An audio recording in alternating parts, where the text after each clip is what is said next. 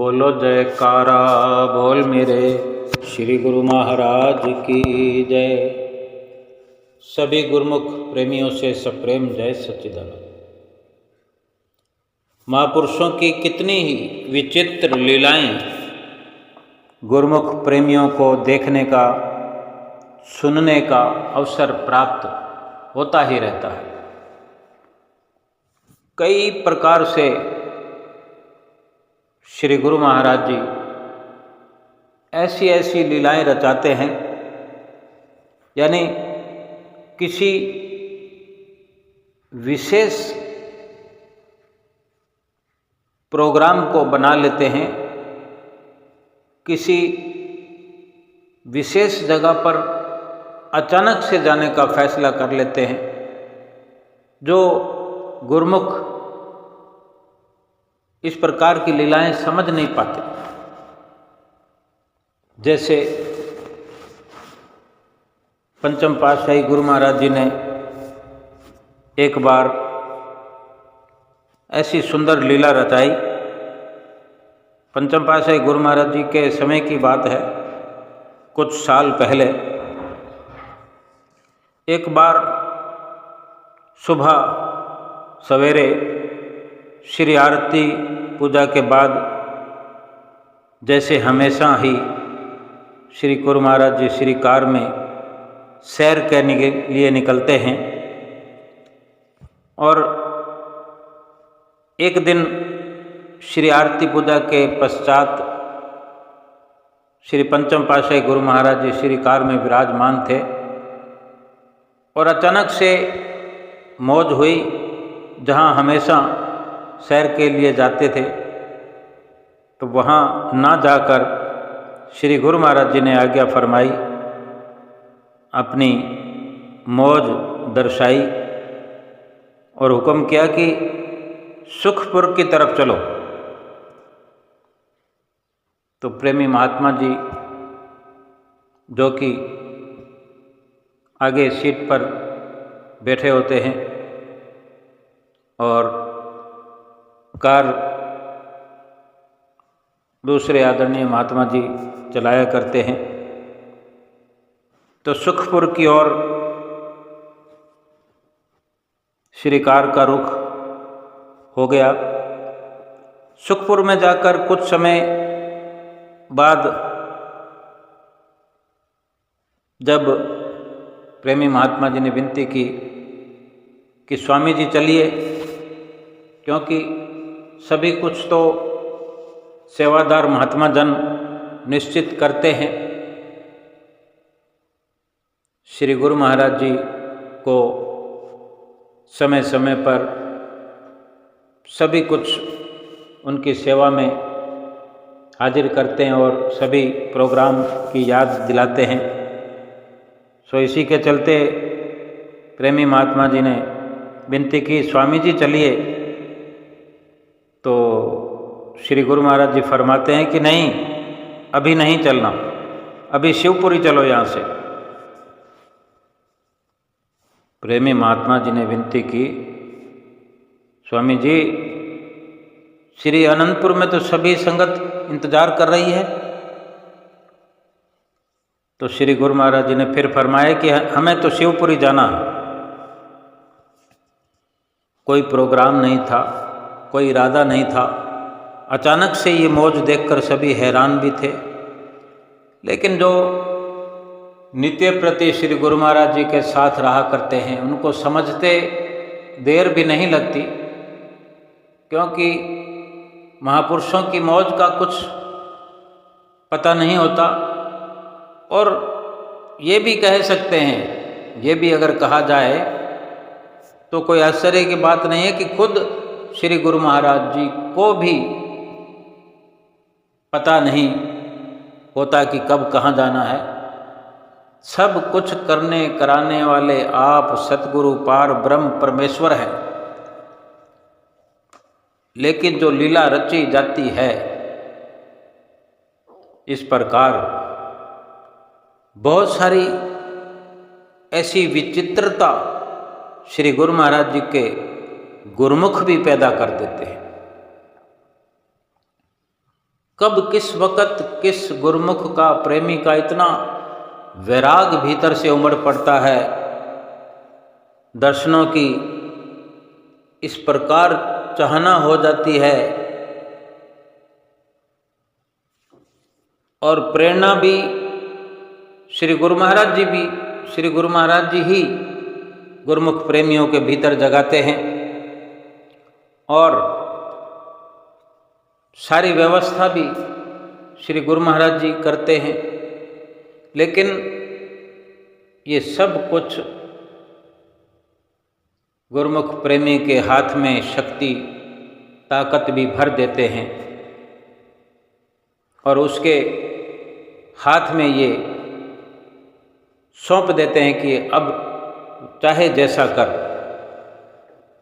और फिर इशारा समझकर अगर गुरुमुख प्रेमी ठीक प्रकार से अपनी चित्त वृत्तियों को सद्गुरु के चरणों में लगा करके अमल करता है, सद्गुरु की याद में खो जाता है, अपने भीतर भरपूर तड़फ पैदा करता है, दर्शन दीदार की, सद्गुरु के प्यार की जब पुकार, विह्वल पुकार जब चरम सीमा पर हो जाती है, यानी लीला क्या हुई कि जो श्री गुरु महाराज जी ने कहा कि हमें तो शिवपुरी जाना है। आनंदपुर वालों को तो ख्वाब ख्याल भी नहीं कि यूं अचानक से श्री गुरु महाराज जी सैर करने के लिए श्रीकार निकली और वापस ही नहीं आएंगे आज। तो जब इस प्रकार वचन हुए तो प्रेमी महात्मा जी ने विनती की और महात्मा जी ने तो चप्पल भी नहीं पहनी हुई थी, श्रीकार में ही बैठना होता है श्रीकार में बैठने के लिए, और श्रीकार में बैठे बैठे अपने रूम में पहुंच जाते हैं तो बिना चप्पल के ही श्री महात्मा जी बैठे हुए थे और श्री गुरु महाराज जी को विनती करने लगे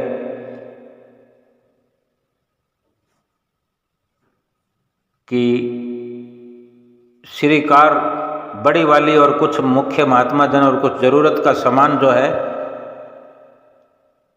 वहीं सुखपुर में मंगवाया। फिर वहाँ श्रीकार शिवपुरी के लिए रवाना हुई और वहाँ पहुंचकर कुछ देर बाद, कुछ समय के बाद जब प्रेमी महात्मा जी ने विनती की, स्वामी जी अब आप श्री आनंदपुर कृपा करें, आनंदपुर चलें, तो फिर स्वामी जी श्री गुरु महाराज जी पंचम पातशाही जी फरमाते हैं कि नहीं, हमें तो ग्वालियर जाना है। तो प्रेमी महात्मा जी ने कुछ कहे बिना ही सीधे ग्वालियर का प्लान बनाया। ग्वालियर में कुछ समय तक रुककर फिर श्री गुरु महाराज जी की मौज हुई, फरमाने लगे कि अब श्री संतनगर चलो। सब हैरान, सब इस बात से हैरान थे कि ये क्या लीला हो रही है, कुछ समझ नहीं पाते, उससे पहले एक और लीला हो जाती, कुछ समझते नहीं, उससे पहले फिर आगे की ओर चल पड़ते हैं। चल पड़े श्री संतनगर के लिए। जब श्री संतनगर पहुंचे तब वहाँ एक बुजुर्ग दंपति भगत भगतानी वृद्ध अवस्था में थे जो मत्था टेकने के लिए आए, जो गुरुमुख भी नहीं थे, नाम नहीं लिया हुआ था। और उनसे पूछा गया वहाँ कि आपको यहाँ किसने भेजा है, किसकी संगत है, आपके रहबर कौन है, कोई आज्ञा पत्री। तो वो बताने लगे कि हम तो वृंदावन जाते रहते हैं, हम तो कृष्ण भगवान के भक्त हैं, लेकिन कल रात हमें सपने में भगवान श्री कृष्ण ने आकर के दर्शन दिए और ये बताया कि वृंदावन की जगह आज हम बाड़ी के नज़दीक, धौलपुर बाड़ी के पास जो श्री संतनगर आश्रम है, उसके लिए इशारा किया। कृष्ण भगवान ने उनको स्वप्न में दर्शन दिए और कहा कि मैं वृंदावन की जगह आज बाड़ी के नज़दीक जो आश्रम है संतनगर, मैं वहाँ विराजमान हूँ, वहीं दर्शन करने आ जाओ। अब वो वृंदावन जैसे जाने की उनकी तैयारी थी, तो भगवान कृष्ण ने उनको वहाँ पर आने का जो इशारा किया, और तब सभी महात्मा जन ये सुनकर बड़े हैरान हुए। इस लीला का इस प्रकार खुलासा हुआ कि श्री गुरु महाराज जी क्यों इस प्रकार अचानक से सैर करने के लिए निकले और सुखपुर से शिवपुरी, शिवपुरी से ग्वालियर और ग्वालियर से श्री संतनगर। तो किस प्रकार भगवान श्री कृष्ण ने उनको दर्शन दिए, उनको प्रेरित किया, प्रेरणा भरी उनके भीतर, और कृष्ण भगवान के भक्त जो हैं श्री गुरु महाराज जी के प्रेमी बन गए, भगत बन गए। ऐसी ऐसी लीलाएं रचाते हैं श्री गुरु महाराज जी। अपने जो प्रेमी होते हैं, जो श्री गुरु महाराज जी की रूहें होती हैं, कभी न कभी तो उनको आना ही होता है श्री गुरु महाराज जी के चरणों में। लेकिन इस धरती पर जब तक पिछले कर्मों का हिसाब किताब चुकता होता है, जब इस प्रकार बड़े ही शुभ कर्म जब उजागर होते हैं, तब अचानक से अपने प्रेमियों के, अपनी रूहों के भीतर एक अनुराग पैदा कर देते हैं, एक भाव जगा देते हैं और किसी न किसी प्रकार से उन्हें प्रेरित कर देते हैं। जैसे कृष्ण भगवान के भक्तों को कृष्ण भगवान ने स्वयं प्रेरित किया। क्या भगवान और श्री गुरु महाराज जी कोई अलग थोड़े ही, गुरु और गोविंद अलग नहीं है, नर और नारायण भी अलग नहीं है, भक्त और भगवान कोई अलग नहीं है। जब दुई का पर्दा, अलगाव का जब रास्ता साफ हो जाता, जो मायावी बीच में आवरण है वो जब हट जाता है, आत्मा और परमात्मा तो एक ही है, भक्त और भगवान एक ही है। सतगुरु तेरी शरण में आ, मेरे नाथ नूर ही नूर समाया है, तेरी बंदगी में सुकून है, तुझ में ही पूरा संसार समाया है। जब से देखा तुमको मेरे मन को कुछ भी और ना भाए, जहाँ देखूं वहीं तुम और तुम्हारे बिना कुछ नजर ना आए। ऐसा जब सेवक का भाव हो जाता है, सेवक की नज़र, सेवक की सोच जब ऐसी हो जाती है, कहीं कोई कुछ पर्दा फिर नहीं रह जाता। तू ही तू, तू ही तू, चारों ओर तू ही तू की धुन सुनाई देने लगती है।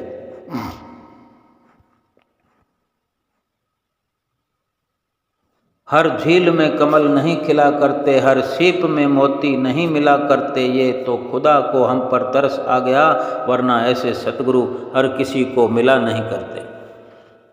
ये हमारे श्री गुरु महाराज जी की असीम कृपा है, जो हम जैसे अधम जीवों पर कृपा दृष्टि करते हैं, गुरुमुख बना देते हैं, गुरुमुख बना करके अपने मार्गदर्शन में चलाते हैं और हमारी आत्मा का कल्याण कर देते हैं। पंचम पातशाही गुरु महाराज जी ने अनेकों लीलाएं गुरुमुख प्रेमियों के साथ की। कहाँ से कहाँ पहुँच जाते हैं अपने गुरुमुख प्रेमियों को दर्शन देने के लिए, अपने गुरुमुख प्रेमियों की पुकार को सुनने के लिए, रूबरू दर्शन देने के लिए। जब दिल में पुकार उठती है सच्ची, पुकार तो तभी सुन ली जाती है। श्री गुरु महाराज जी के नज़दीक जाकर विनती करना, पुकार करना, श्री गुरु महाराज जी को कुछ सुनाना, उनके वचन सुनना, ये तो एक बाहरी व्यवस्था है, एक परंपरा है। लेकिन जो भीतर ही भीतर बिना आवाज़ किए सतगुरु सुन लेते हैं और बिना आवाज़ किए जो वचन अपने प्रेमियों के कानों में रस घोल देते हैं, बिना आवाज़ के वो बोल लेते हैं और बिना सुनाए वो सुन लेते हैं। भाव सुंदर होना चाहिए, भाव सच्चा होना चाहिए, विचार और सोच बड़ी उत्तम होनी चाहिए। और इस प्रकार उत्तम सोच जो गुरुमुख प्रेमी रखते हैं, क्योंकि जैसा विचार जैसा आचार, सदाचारी बनने के लिए हमें अपने भीतर शुभ विचारों को अपने मन में जगा देनी चाहिए, यानी मन को शुभ विचारों से सुसज्जित करना चाहिए। निष्काम भाव अपने भीतर रखना चाहिए।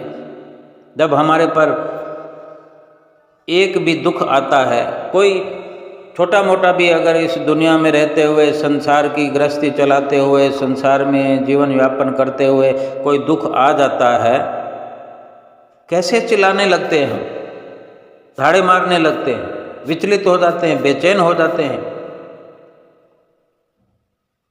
और जो सैकड़ों हजारों सुख मिल रहे हैं हमें, पहला सुख तो ये मनुष्य जीवन का, दूसरा इस निरोगी शरीर की अवस्था, और उस पर भी बहुत सारे सुख ऐसे हैं, धन का सुख, परिवार का सुख, पद वैभव का सुख।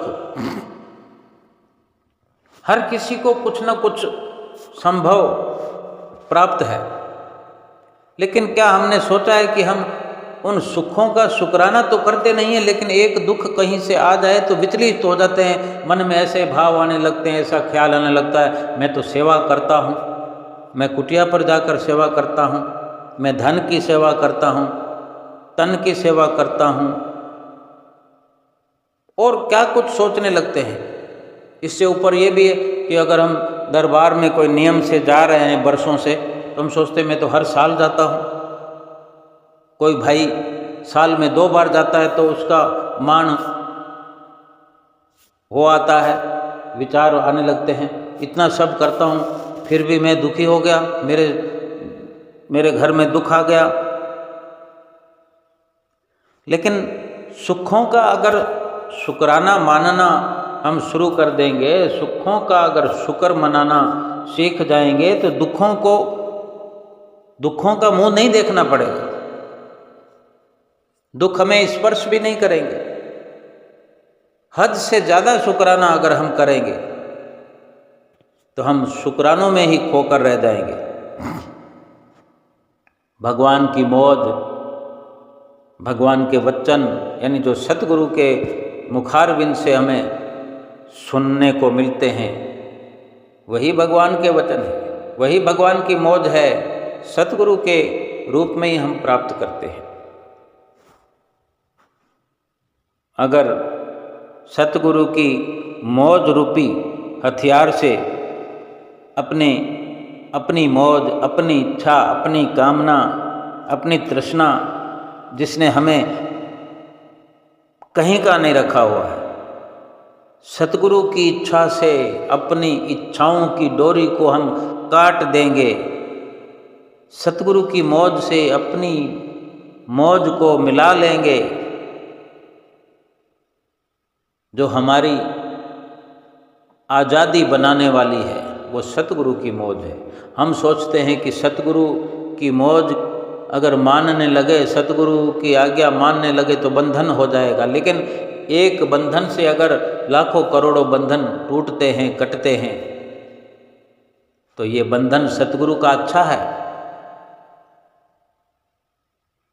जब तक बंधन नहीं था तेरा तो बंधन पड़े हुए थे, अब बंधन हुआ है तेरा तो सभी बंधनों से आज़ाद हो गया हूँ मैं। गुरुमुख इस प्रकार की विचारधारा से जीते, ये इच्छाओं और कामनाओं रूपी जो जहर है, जिसकी भी नसों में मिक्स हो जाता है, उसका तो जीवन तो बेकार होता है। लेकिन ये इच्छाओं और कामना रूपी जो जहर नस नस में मिक्स होकर जब जीव से कर्म करवाता है पापों वाले, 84 लाख योनियों का नजराना मिलता है, उपहार मिलता है। यही फिर गिफ्ट हासिल होता है, 84 लाख योनियों में जाना पड़ता है। इससे बड़ा दुख क्या होगा। तो इच्छाओं और कामनाओं रूपी जहर से हमें दूर रखना है अपने आप को। इसका अचूक इलाज यही है कि सतगुरु का जो शब्द है बख्शा हुआ, सतगुरु ने जो नाम की बख्शिश की है, ये इच्छाओं और कामनाओं रूपी जहर की, उस जहर को मारने की, जहर का मुकाबला करने की अचूक औषधि है, दवाई है। अगर सतगुरु के नाम का सुमरण करते रहेंगे, सतगुरु के शब्द को हर वक्त अपने रोम रोम में बसा कर रखेंगे। फरमाते हैं ना, सतगुरु का शब्द रखवारे, चौकी चौगिर्द हमारे। हमारी पल पल करके रक्षा करता है सतगुरु से बख्शा हुआ नाम। जब हम सतगुरु के बख्शे हुए नाम की कमाई करते हैं, पालना करते हैं, सतगुरु का नाम जपते हैं, अपने हृदय के बगीचे को सतगुरु के नाम के पानी से सींचते रहना, सिंचाई करते रहना, कभी सूखने न पाए। हृदय रूपी बगीचा जो है हरा भरा, हर वक्त देखते रहना है। ये बगीचा, ये खेती हृदय की सदा हरी भरी रहेगी जब प्रभु नाम को जपते रहेंगे। और जो इंसान चाहता है कि संसार में रहकर, संसार में जो पद पा करके, धन पा करके, परिवार पा करके फूला नहीं समाता, और सोचता है कि मेरी दुनिया के अंदर इज्जत बन जाए, दुनिया में मान मिल जाए, दुनिया का पद वैभव सब कुछ प्राप्त हो, दुनिया में मेरी वाह वाह हो जाए। वो वाह वाह चाहे कितनी भी हो जाए, उससे आत्मा का भला होने वाला नहीं है। लोक परलोक में उसकी रसाई होने वाली नहीं है, जीवात्मा की भलाई होने वाली नहीं है। और ना ही ये संसार की वाहवाही, इज्जत, मान, बड़ाई, ये कुछ भी साथ जाने वाला नहीं है, जीव के काम आने वाला नहीं है। और सतगुरु के नाम की कमाई से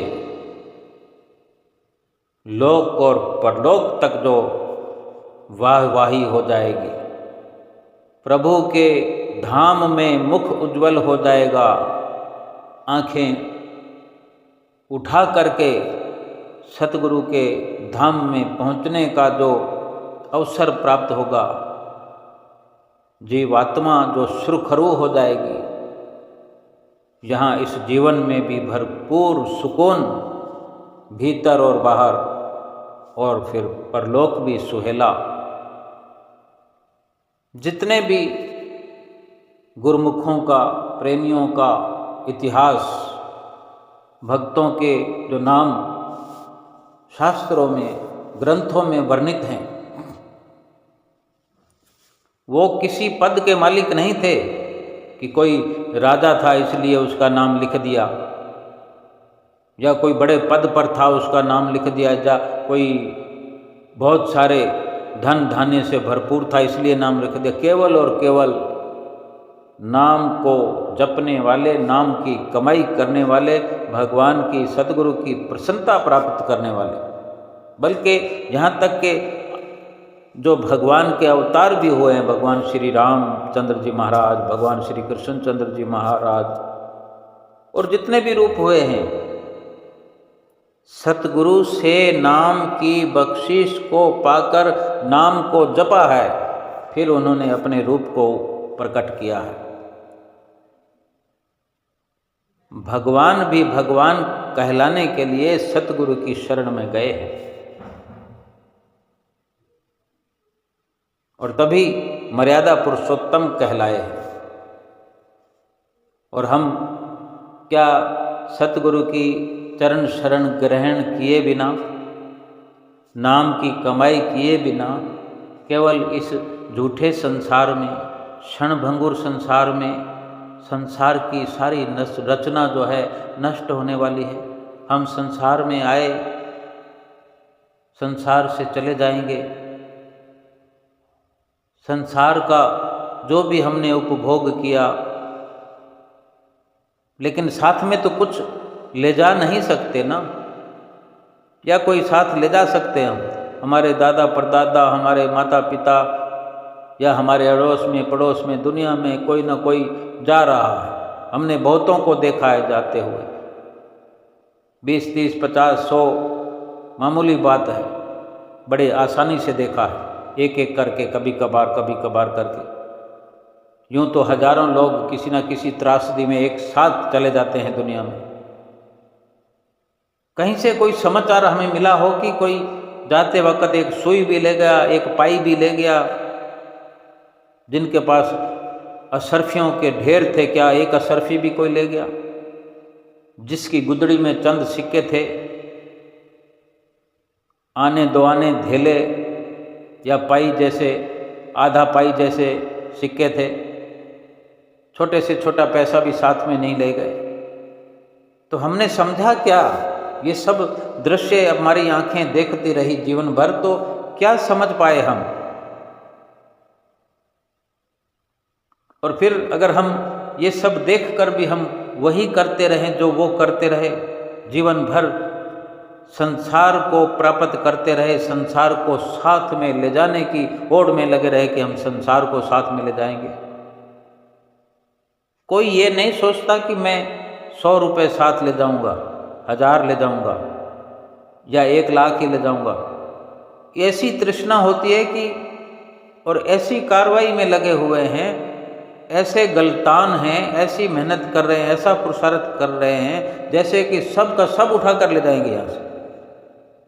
कोई अगर विचार कर ले कि मुझे रास्ते में यहाँ से मर कर जाने के लिए 100 रुपये की ज़रूरत है, बहुत है, मैं 100 रुपये, तो 100 रुपये तो कई बार कमा के रख लिए हम। कोई अगर 1000 के लिए भी सोच ले तो 1000 भी कमा के रख लिया। और किसी के पास कुछ नहीं है और वो सोचता है मुझे 1 लाख रुपए साथ में ले जाना है, बस इतना ही कमाई करनी है, तो उसको 1 लाख रुपए दे दिए जाएंगे, क्या वो सुकून से बैठ जाएगा? प्रभु का नाम जपने लगेगा? जिसको प्रभु का नाम जपना होगा, जो प्रभु के नाम की शुरुआत करने वाला होगा, शुरुआत कर देगा, उसको पैसों की तो जरूरत ही नहीं रहेगी। और गुजारा तो यूं चलता रहेगा जैसे वो अपने अधिकार साथ लाया और यहाँ पर अधिकार उसको मिल रहा है, रोटी खाने का, कपड़ा पहनने का, छत के नीचे रहने का, भगवान के गीत गाने का। यही तो अधिकार है, हक तो यही है हमारा अधिकार। हक अधिकार को भी कहते हैं, हक भगवान को भी कहते हैं। जैसे कथन है कि उम्र एक दिन की हो या 100 साल गुजर जाती है, दोष पे हो कमली या साल गुजर जाती है। अमीरों की बाकमाल गुजर जाती है और गरीबों की हर हाल गुजर जाती है।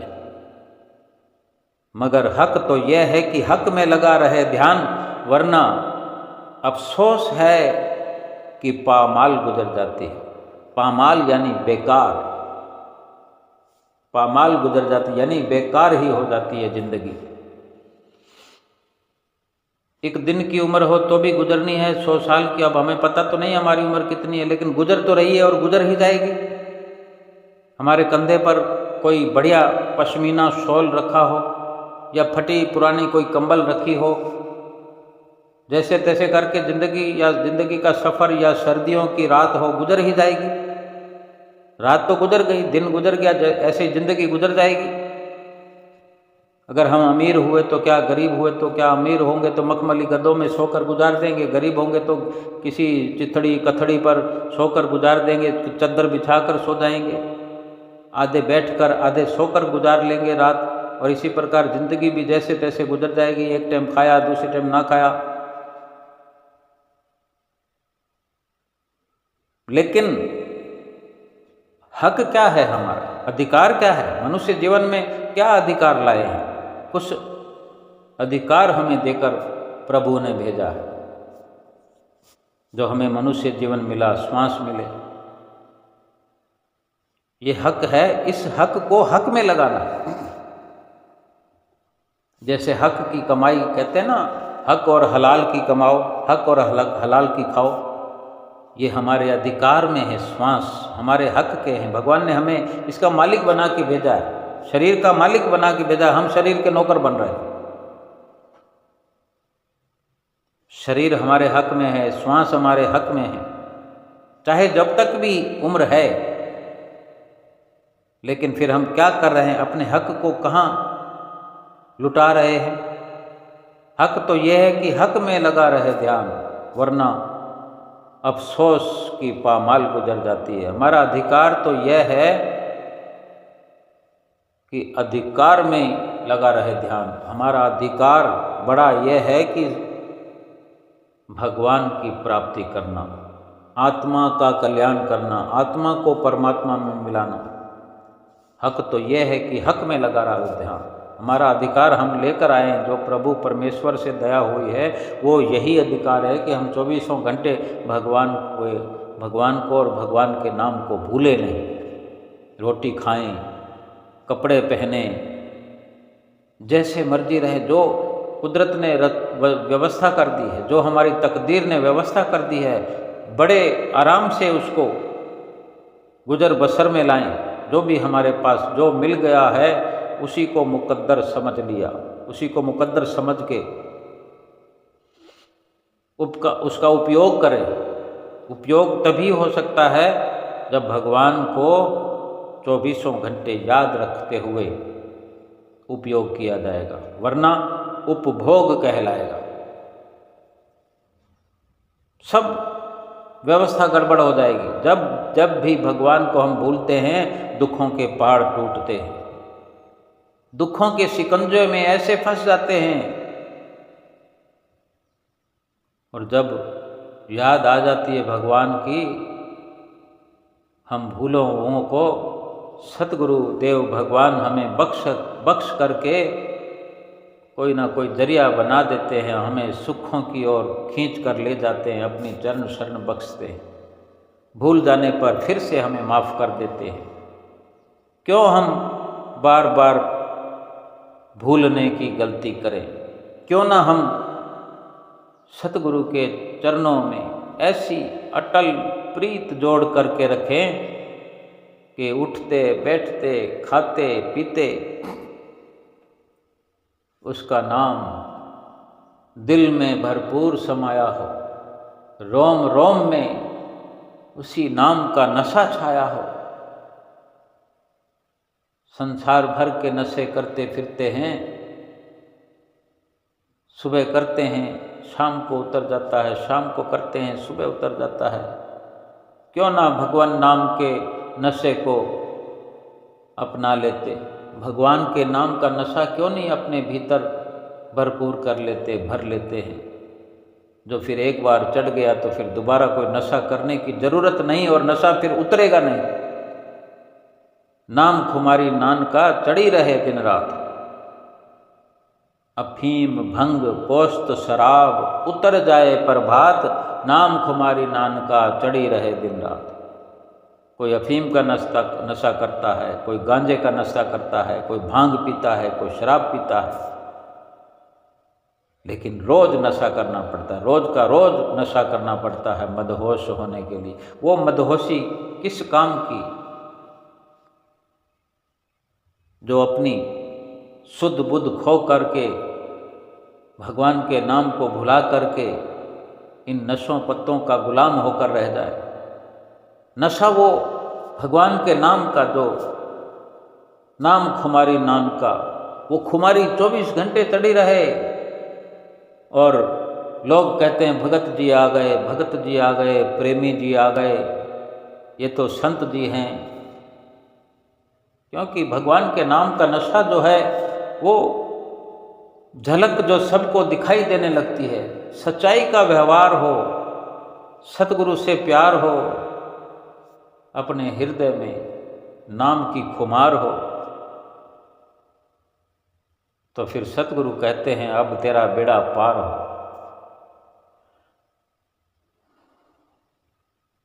कोई नशा करने की जरूरत नहीं, किसी मोह की जरूरत नहीं। बिना मोह के परिवार का पालन पोषण बहुत अच्छे से, अगर हमारे पास लाखों हैं, करोड़ों हैं, तकदीर ने हमें लखपति बनाया है, करोड़पति बनाया, उसका एंजॉय करें, लेकिन सतगुरु के बख्शे हुए नाम को याद रखते हुए उठते बैठते खाते पीते नाम को नहीं भूलना, भगवान को नहीं भूलना, तो दुख नजदीक नहीं आएगा, दुख नजदीक पटकेगा भी नहीं। फिर कितनी सतगुरु उसकी प्रसिद्धि को चमका देते हैं, चार चांद लगाते। जिस प्रसिद्धि के लिए पच पच के मरता है इंसान इस दुनिया में, अपनी प्रसिद्धि के लिए उल्टे सीधे काम करता है, लेकिन सतगुरु के चरणों में अपना सर्वस्व समर्पण कर देने से, अपने आप को उनकी मौज में ढाल देने से, उनकी बख्शिश जो नाम की उन्होंने की है उस नाम में चित्त लगा देने से, हाँ, ये एक सोच अवश्य होती है कि हम जाते तो हैं सत्संग में, मन में विचार चलते हैं, ये बात कहने की नहीं है, मन में अवश्य सोच चलती होगी कि हम वर्षों से जा रहे हैं, हम वर्षों से कर रहे हैं, आरती पूजा कर रहे हैं, सेवा कर रहे हैं, लेकिन अपने आप को जिस प्रकार संसार में झोंक रखा है, क्या भक्ति और परमार्थ में ऐसा झोंक कर हमने अपने आप को देखा? जैसा संसार में हम गलतान हैं, लिव लगी हुई है, तड़फ लगी हुई है। हम देखते हैं कि अगर कहीं सत्संग में बैठे हुए भी कहीं से फ़ोन आ जाता है, तुरंत फ़ोन उठाकर उसको ऑन करके सत्संग में ही शुरू कर देते हैं, वहीं से शुरू कर देते हैं कि फ़ोन कट ना जाए। वहीं से उठ कर खड़े होकर बाहर जाकर बात करना चाहते हैं, लेकिन वहीं से शुरू कर देते हैं, दूसरों 10 लोगों को डिस्टर्ब कर देते हैं। जितना हमने कमाया नहीं उतना खो देते हैं, जितना हमने अकेले ने नहीं पाया उतना 10-20 लोगों का नुकसान करा देते हैं, उनकी सुरती को हटवा देते हैं। क्यों नहीं फ़ोन को बंद करके बैठ जाते? अगर उसको वाइब्रेट कर देते, वाइब्रेशन पे रखते, तो किसी ज़्यादा से ज़्यादा एक आध बंदे को पता लगेगा, चुपचाप फ़ोन को उठाकर तुरंत बाहर भाग जाए। अगर बंद नहीं कर सकते तो उसको चालू रखते हैं, घंटी आ जाती है, 10 लोग 20 लोग सारे के सारे देखने लगते हैं और फिर उसको चालू कर देते हैं। कैसे लीव लगी हुई है संसार में, फिर सत्संग में लीव लगाई कहाँ हमने? ऐसा ही सेवा में होता होगा, ऐसा ही आरती पूजा में होता होगा, ऐसा ही सुमरन में होता होगा। प्रसिद्धि फिर कहाँ होगी? प्रसिद्धि तो फिर संसार की हमारी मन के अंदर कामना लगी हुई है। जिस दिन निमग्नता भक्ति में हो जाएगी, लीनता लवलीनता हो जाएगी सतगुरु के प्यार में, सतगुरु के दरबार में, सतगुरु के सत्संग में, आरती पूजा में, 5 नियमों की पालना में, 2 घंटे भजन स्मरण में, सत्संग के लिए, भक्ति के लिए जब हमारे पास समय समय होगा, एक ही आवाज़ जुबान से निकलेगी, हाँ तैयार हूँ, भीतर ही भीतर तैयार हूँ, बाहर से भी तैयार हूँ, वेला हूँ मैं। वेला हम अपने आप को संसार से करेंगे तभी तो भक्ति के क्षेत्र में हम अंदर या बाहर से कह पाएंगे कि मैं वेला हूँ, मैं फ्री हूँ, समय समय है मेरे पास, तो समय भी हमारी कदर करेगा। सतगुरु भी ऐसी सतगुरु लीला रचाएंगे कि चारों खानों में प्रसिद्धि हो जाएगी। हम इतिहास में पढ़ते हैं, बड़े भक्तों का नाम लिखा होता है, सतगुरु की मौज पर चलते हैं।